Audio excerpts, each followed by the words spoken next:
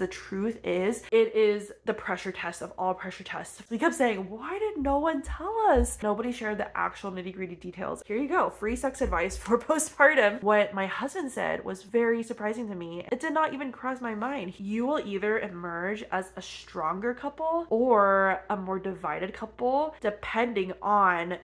Okay, people, the votes are in. I put an Instagram story poll. I've been wanting to do this video for a long time, but I kept thinking to myself, like, will people even be interested? I don't want to like just dish out everything and have it not be helpful for people, but it looks like you guys want the tea because I put so many different topics. This was by far the most voted for. How does your marriage change? How does it get challenged after you have a baby? I'm all about sharing the unfiltered, realistic version of first-time motherhood. There's just so much so many of us don't know about coming into motherhood, coming into parenthood, because social media is literally lying to you. It's not lying on purpose, but it's like it only gives you the tip of the tip of the tip of the iceberg. So a lot of us don't know the reality of what to expect coming in. So that's my passion and my mission, because I felt like so blindsided when I came in as someone who did all the things I thought I needed to do to prepare and to read and to watch. You don't even know what you don't know. So there's a lot of blind spots, and I'm just being real with you. Like, this is what could happen, what to expect after going through my own experience, talking to other mom friends now, and realizing there's this whole other world before you have a kid you just have no idea about. We are 5 months, 2 weeks now postpartum with my first baby, and it's been a really wild ride. The first week we became parents, I was like, what world am I on? Because I literally feel like I got thrown into a different dimension. Like, it literally changes how you view everything, how you feel about things, what you prioritize. Inevitably, that affects your marriage as well. And so I'm gonna be really real and candid with you guys. I did ask if my husband wanted to come on here and share his side of things so that we could talk about it together, but he was like, no, you go for it. I'm hoping someday, because we do have a podcast, that we can actually revive the podcast and like share his perspective and our joint perspective. For now, you guys get to hear my version, and I'm gonna be so unfiltered and so detailed. This actually starts before we had our kid. Third trimester, I actually was grieving. I was feeling sadness. When you're pregnant, like, you go through so many different emotions, and I feel like people don't talk about that enough, because you see like on social media like this pregnancy glow and maternity shoots, and you're like, oh, they're all so excited and can't wait to meet you, and you know, like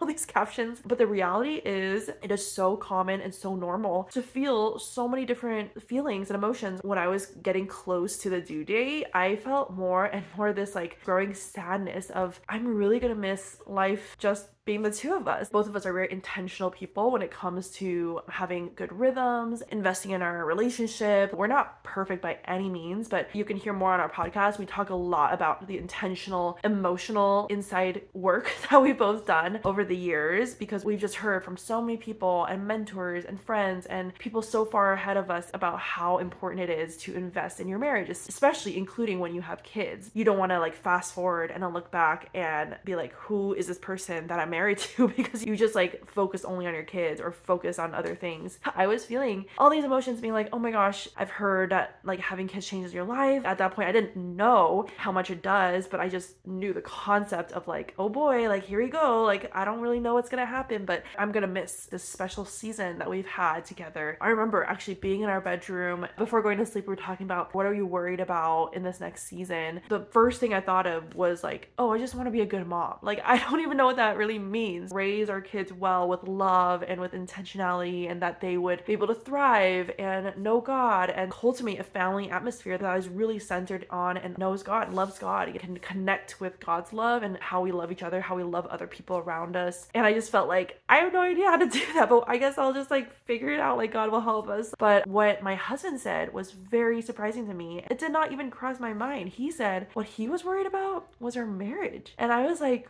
what? Like, why would you be worried about our marriage? I'm very confident about our marriage. He actually didn't even know how to answer that for himself. He just had heard from other dad friends, marriage can definitely be harder. He wants us to have like a good connection and to be bonded and connected. And I was like, oh wow, that's so sweet, but don't worry, like that's not gonna happen. You know, like I was so naive.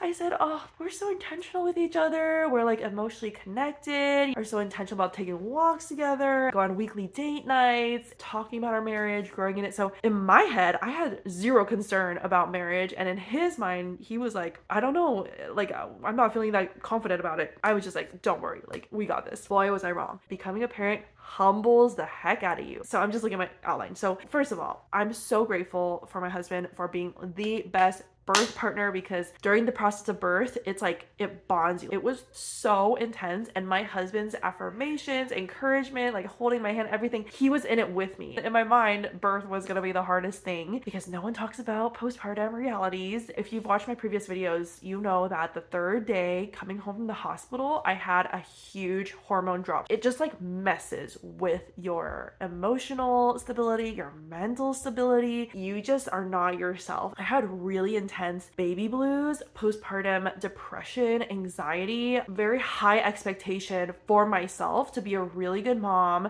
whatever that even meant, based on social media of like glorifying motherhood, glorifying the newborn bliss, thinking like, oh, that's like what success looks like if you're a happy mom and happy baby and happy couple, you know, like you just have this picture in your mind, like that's what it's gonna be like. But that is just like a snapshot. Of course, there were many beautiful, sweet moments all throughout my postpartum, but as a whole, my postpartum was so mentally and emotionally challenging to a point where I just was not okay. Like if you look at my previous videos, you will know, like I just was struggling so much. There's like a million questions when you're a first-time parent. Is this normal? Is this okay? What do I do? How do I do this? And you feel so ill-equipped oftentimes if you have no baby experience or you didn't grow up around babies like both me and my husband. And then on top of that, she also had really bad reflux, GERD, which I've talked about in another video, which was super traumatic for me. I literally had PTSD from it because she was screaming nonstop. And so we had so many like breastfeeding challenges, her oral ties, reflux, extreme sleep deprivation, where I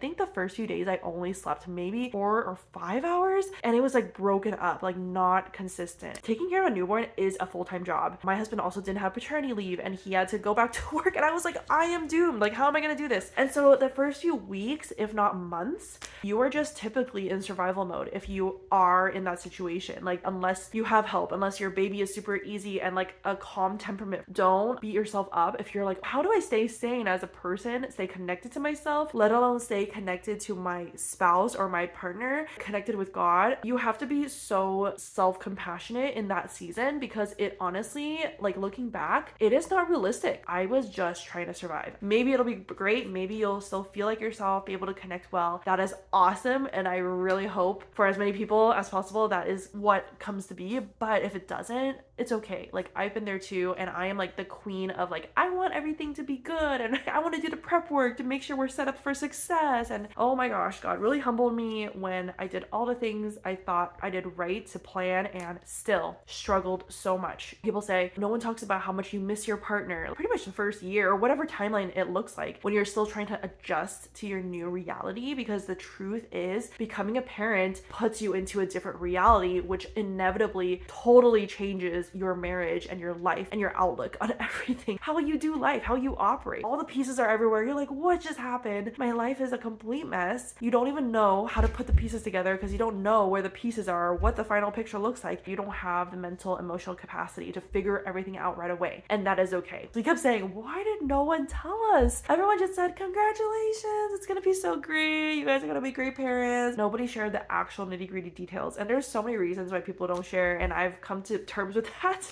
and I've talked about that on my channel as well, like a deeper dive into like, why don't people share? The terrible part is you're like, I should feel grateful for this huge blessing that so many people would give everything for, to have a child and to have a healthy baby and to have, you know, everything that we have. And so you kind of wrestle with this guilt of feeling terrible and grieving your previous life. Like, you're like, oh my gosh, I miss my old life, I miss my old freedom, taking a baby out or going anywhere or even feeding yourself, taking a shower, having date nights, let alone that. It's like everything hinges on the baby's baby's needs. Like, what does she need or he need? Is she going to be tired? What's her nap schedule going to be like? Just imagine you don't know how to swim. Both of you are suddenly in the deep end of the ocean. You're not going to be able to be like calm, like, hey, what's up? How are you feeling? You know, you're going to be like, oh my gosh, I'm dying. How can we help each other and not drown each other, not drown ourselves? It gets a lot better. I talk about that on my channel, how things change so much with your baby and with you, how you adapt. Same thing with your marriage. So many parents told me this, like, have grace for yourself before having a baby. And I was like, I'm pretty good at having grace for myself. I didn't understand. What they meant was it's going to be so hard and you're also going to feel like you have no idea what you're doing or you're doing everything wrong. Have grace for yourself, knowing that you are also learning too. You will get it and you will find your footing. You will find your groove. It just takes time, even if it doesn't feel like it in the moment. It's like a shock. Your life just went from this to this. Like, you are going to feel like, what is happening? I'm a turtle on my back. Your hormones evening out, you know, your mental stability, your new routines, how to take care of a baby. But also, as a married couple, how are you guys going to find time to connect and split your roles and responsibilities in the household? Which I did a separate video on that, talking about that, because I didn't hear anyone talk about that. And I was like, how does everybody just know what to do? How do couples just adjust like so quickly? For us, it took work and it took messiness to realize, oh, like, it's normal not to have all these systems figured out, and we just have to communicate and work through it together. I'm also able to be a better wife and mom, more connected, more able to pour out and just function and thrive when my husband also steps in to help take care of more responsibilities and chores and the baby and things. And it just makes sense, right? Because if I'm too exhausted, obviously I have less to give, especially when my husband kindly insists or encourages me to take time for myself, because as a mom, it's like so hard to remember that you need time for yourself and you like prioritize everybody else's well-being except for your own. Totally forgot to mention another really, really big mindset shift that's needed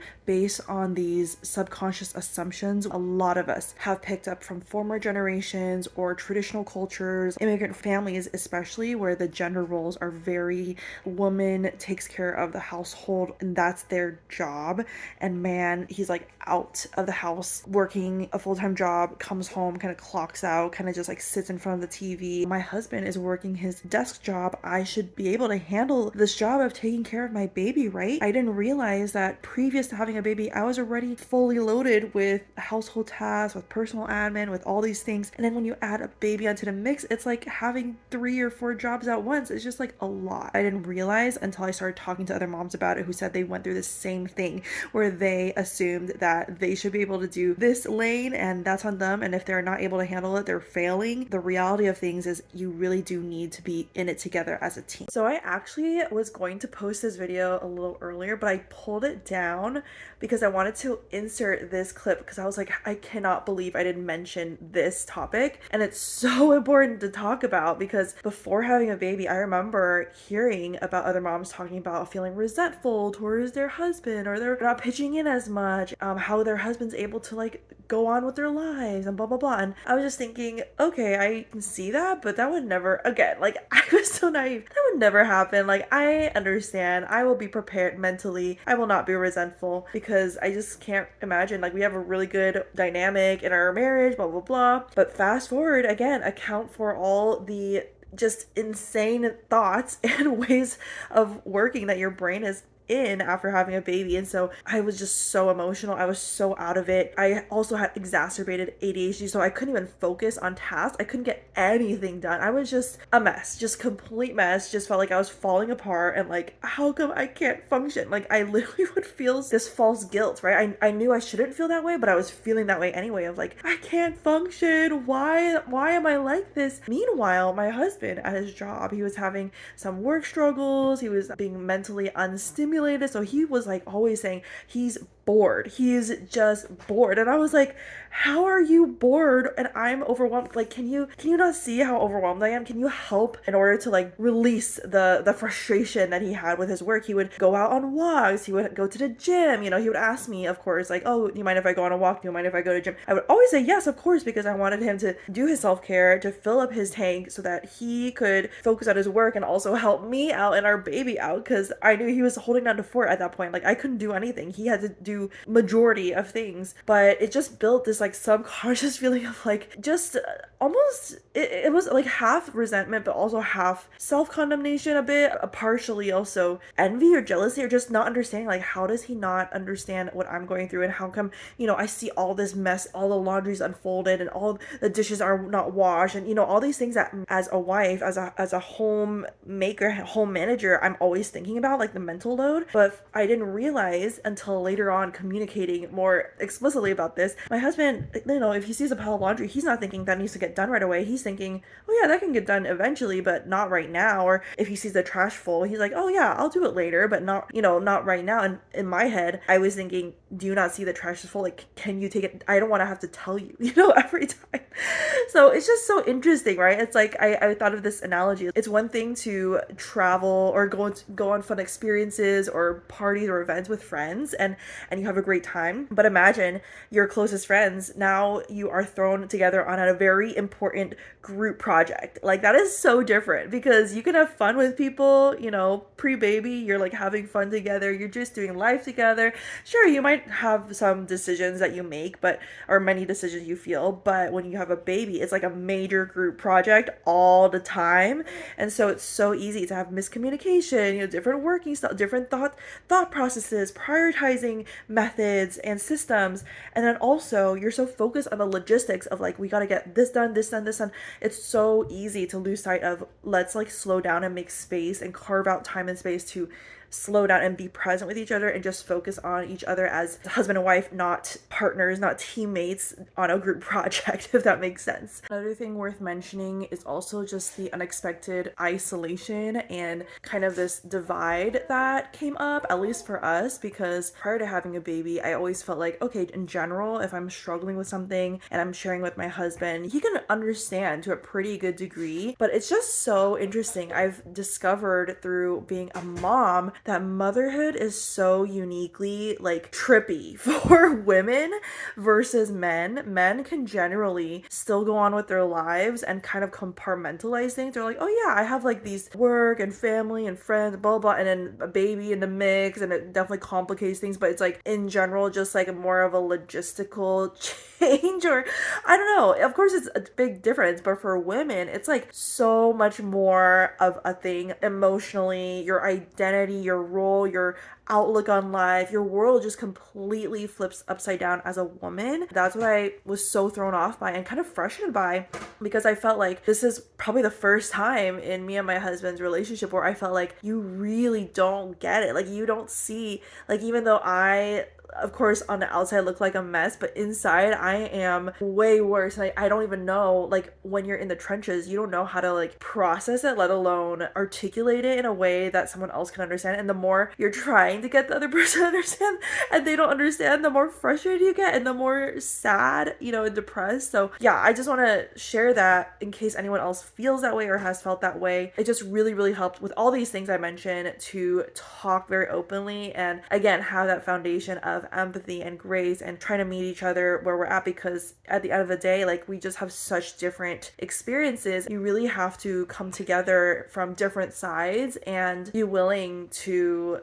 love each other and support each other even though you aren't able to fully understand what the other person's going through. It also becomes a lot better when your baby starts getting more sleep, so then you also get to have more sleep. Apparently you need 4 hours of uninterrupted sleep to function, to be sane. And at that point, up to those 6 weeks, I was not sleeping 4 hours uninterrupted at all. Of course you can do shifts, which I highly recommend, but we were like so not used to doing shifts, like what, you have to like sleep early? And then also I had so much like anxiety around, is our baby okay? I gotta research how to like fix her reflux, like all these different things. So when you're not sleeping, you're just not yourself. And when you're not yourself, it's so easy to like be very emotionally volatile. I never anticipated I would need this, but it really helped as my husband's Christmas present, because I knew that he likes deep conversations and he really enjoyed using this pack of questions that we have from this other company that made it. But the questions, they were kind of like too shallow sometimes. So I used ChatGPT to come up with deep questions that bond you as a couple couple. I hand wrote them down into a deck of cards. I cut them out like by hand and everything and used markers. It might have been his birthday present. And we opened it on his birthday, which was like a week after our baby was born,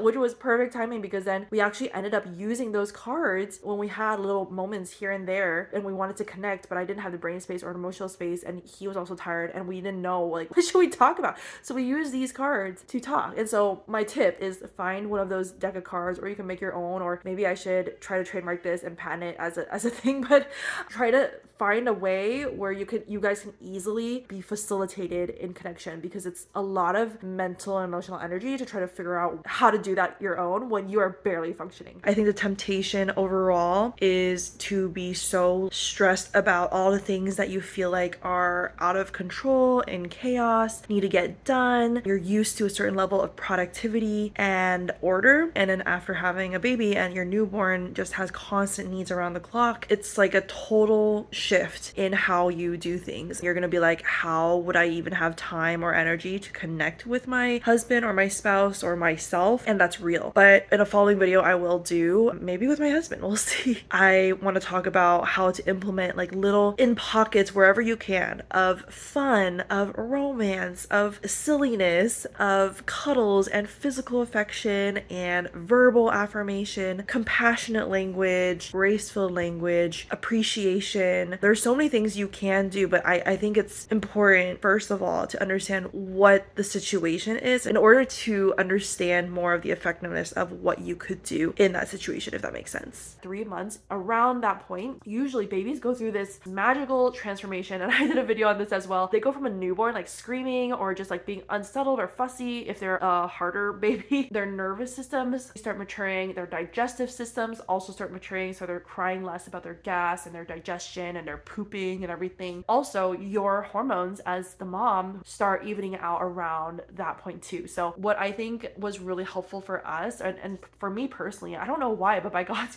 grace, I was just having such a hard time and so much shock. The first week, immediately sent out an SOS email to like my closest mom friends, my closest friends who I knew were like prayer warriors. It was like, help, like I am going through the hardest time of my life. And I was just so surprised because like so many people reached out to support and encourage, and also other friends who were moms all told me they also had a hard time, and it just like normalized my experience. And so a lot of them just struggled alone and struggled in isolation, and I told them, oh my gosh, like I can't even imagine how hard that must have been, because I feel like I need help. Like I need people. People don't know how to help you if you don't communicate that you need help, and it's very humbling. You might be very uncomfortable asking people for help or prayer or whatever it is. By me doing that and telling people how I was struggling, it created this positive cycle for me, realizing, oh, people really want to help and give me advice and encouragement and prayers. So the more I share with them how I'm really doing, the more I can benefit and grow, feel like I'm not alone, because all these moms actually went through the same thing. I was talking to my husband about this. He was like, I think it's important to mention for dads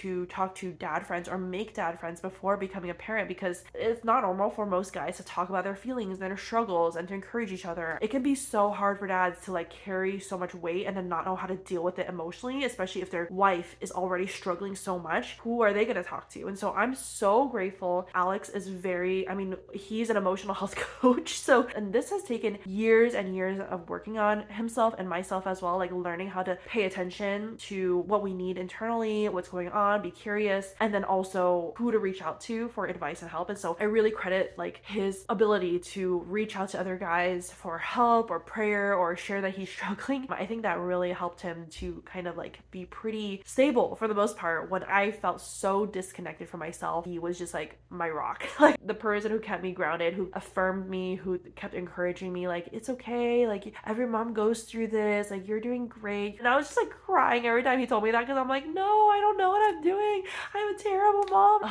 Just having like an emotionally healthy, secure husband changes everything. Because I remember we had this like postpartum workshop that we did, and that they also had a postpartum plan template that we filled out. And I remember in the template it did mention like who are the people in your life that you can reach out to when you're struggling in postpartum. Like who's your emotional support, who's your practical support, you know, who's gonna come by and drop off food, but who's gonna be the person who like you vent to, and all these things. And I just remember having a hard time conceptualizing, like you just don't understand why you would need help unless you've gone through it. Probably the most helpful way to kind of simulate how it would feel is to pretend, or not pretend, but remember a past tragic event where you felt so hopeless and so helpless. I know you don't want to remember that, but I'm just saying, like, just in case that this is also going to happen, like, you want to know who can you reach out to. Sex. I'm so passionate about talking about all these things because nobody else is talking about it. So I haven't talked about sex in a very public way, but I'm gonna be real about sexual intimacy because people gloss over it, being like, oh, like, sex is hard and like, take it slow, blah blah blah. But what does that actually mean? Everyone's situation is different, but I've heard since becoming a mom,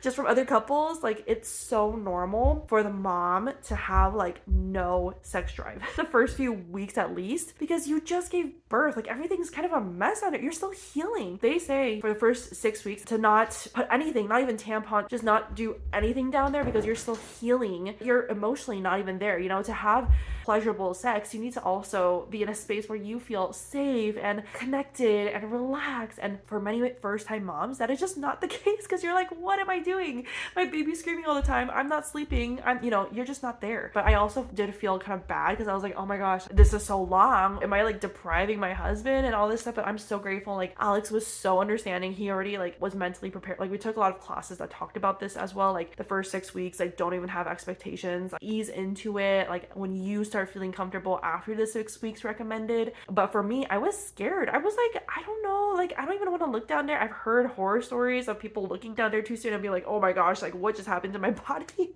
My body was totally different. Like, having a postpartum pooch and stretch marks. Everything's just a mess and I'm crying all the time. And then I went into my OBGYN appointment. I was like, please look down there and tell me, like, what does it look like? Just tell me, because I was so scared. And she's like, oh, everything actually looks good. I only had a 1st-degree tear, thankfully. It was pretty minor. And she's like, yeah, you're healing up pretty well. I would highly recommend, though, pelvic floor therapy because your vaginal strength is probably like more of a 2 out of 5, she said. And I was like, oh, okay, yeah, I can definitely feel that when I can't hold my pee in, you know, when I have to go pee. I did go to pelvic floor therapy, and I talked about that in a separate video as well. And in pelvic floor therapy, they also ask you a lot about sexual intercourse and how you're feeling and all these things that really helps. And they give you practical tips for easing back into having sex again, which I feel like for me gave me the peace of mind to hear from somebody, you know, who can assess my situation, hear me out and what I'm going through, and then basically talk me through how do you take it slow? Like, how do you ease back in? Like, oh, you can try doing it in the shower. There's more lubricant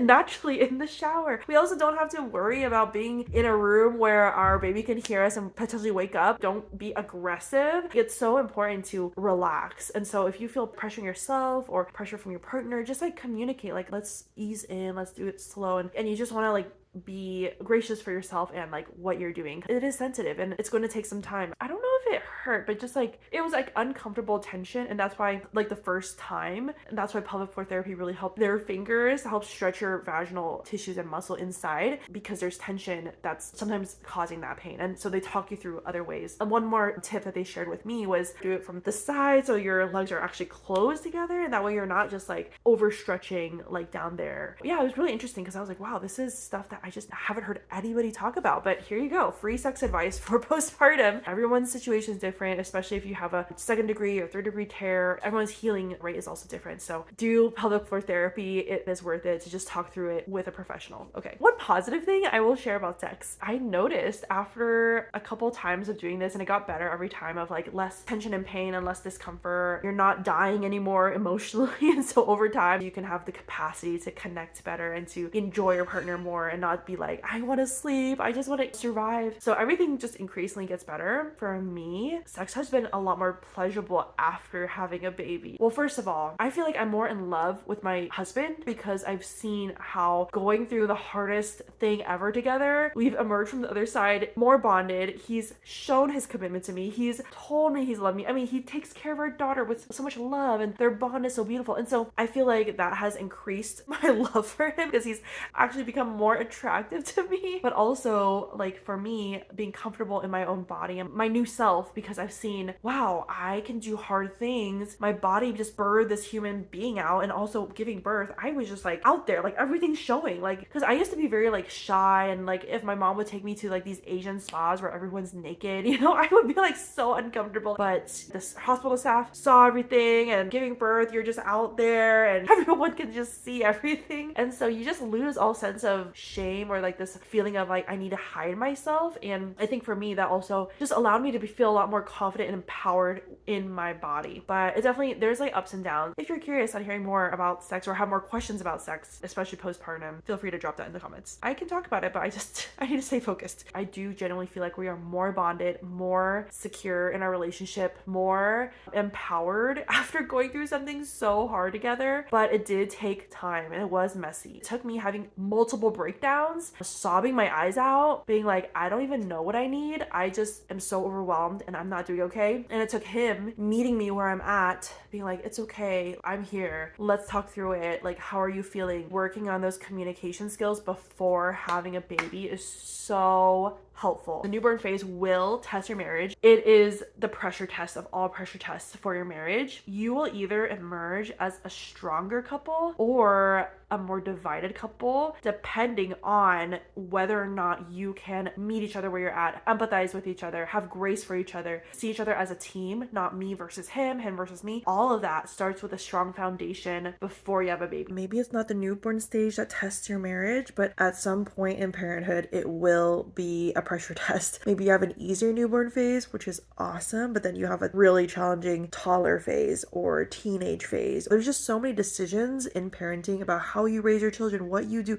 how you allocate time, what programs you enroll them in, what schooling method or style you have. Like, so many decisions that really take two people working together, communicating well, meeting each other where you're at, even if you come from different places and upbringings, which most of us do. Of course, there's no such thing as a perfect foundation. We're still working on figuring out our new date routines and rhythms and connect rhythms, because life as a parent now, you have so limited time and flexibility and energy. So we're still trying to figure that out, honestly. Like, some days after we put her to bed, we're just like, we want alone time, and then like have a very brief connect time. Other days we spend more time together. Other days we're like so exhausted from the day, we're just like, okay, go shower, cuddle a bit, and go to sleep, So we're still working on our rhythms, which we realize, as parents, it's going to always change depending on the different season your baby is in, or if you have multiple kids, just life's different demands in every season. And before you have kids, it's easier to have everything consistent and controlled. But after you have kids, you're basically welcoming constant change. That means you also have to constantly adapt and adjust as well, individually and as a couple. The best work you can do now is working on compassion for yourself, compassion for others, empathy for others, empathy for yourself. Where do you struggle with letting go of control, of adjusting to change, unexpected things, conflict resolution, seeing each other as a team? We started marriage counseling before we had problems, and that is like one of the best decisions we've made, because that gave us so many more tools and insights into things that we didn't even know we didn't know. And when we did come into crossroads later on where we're like, something's triggering me or it's triggering him, and how do we work through this together, we thankfully had not just more tools but also resources with like counselors or people to talk to ask for help and to learn together how to navigate all those things. The individual work you do plays into having a stronger relationship with your spouse, which funnels into what your experience is like. You and your husband, you are partners. Like,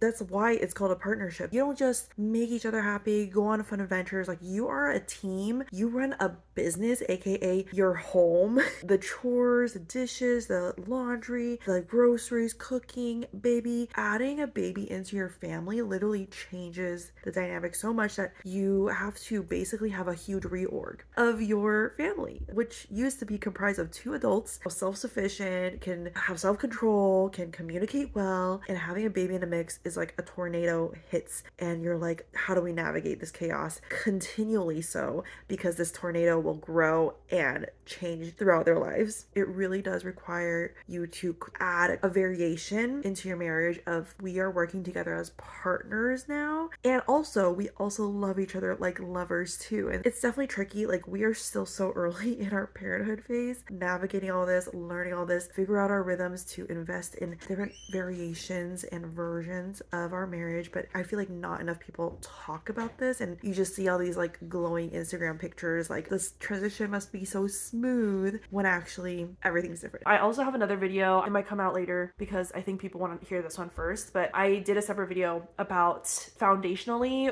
if I could go back and tell myself like these are the pillars and the foundation. If your life is like a building, when you have kids you go from 1 floor to 10 floors, and if you as a 1-story house don't have the pillars in your foundation that are going to uphold your building, when you have 10 floors it is going to be super rocky, and marriage is one of those things. In this video I talk about 4 other things I now realize as a parent that I'm either so grateful me and my husband invested in, either intentionally or by accident, but I'm just like trying to share with other new parents and soon to be parents, like before you have kids this is what you should try to invest in and focus your energy and attention on, because it's going to set yourself up for success to thrive as a family and minimize and avoid unnecessary pain. I see a lot of new parents and new families go through and I hear about all the time. Let me know if you have more comments or questions, or if you relate to any of this, please let me know in the comments so I know I'm not crazy, and also it helps other parents know what to expect to hear from other people's experiences. Subscribe, like, so that more people can hear this information and be helped by it. Talk to you guys later.